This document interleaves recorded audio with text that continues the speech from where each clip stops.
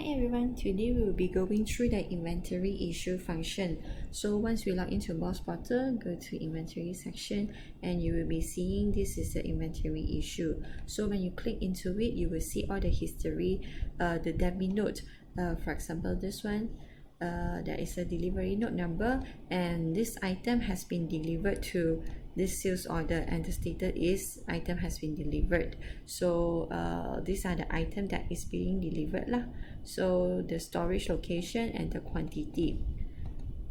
System to allow us to create our own record to initiate an inventory issue. So we click onto the plus record here and you have to select sales order. If you are not sure your sales order number, you can always go back to your home page and check out from the order packing and select those which the status is only ready for packing. So for example this one, I'll copy the sales order number as the status is ready for packing and I go back to inventory issue.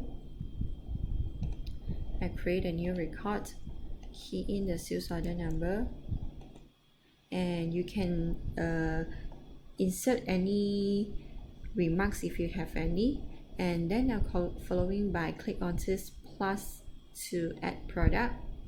So you will select the product to issue or deliver.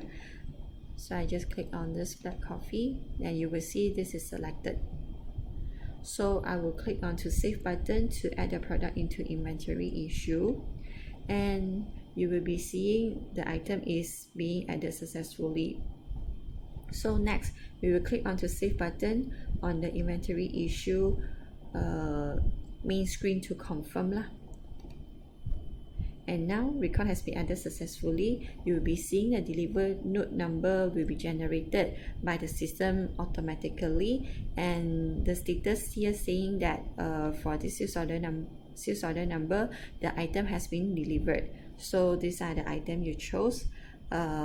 This is from the storage location and the quantity. So this is how we actually functions the inventory issue.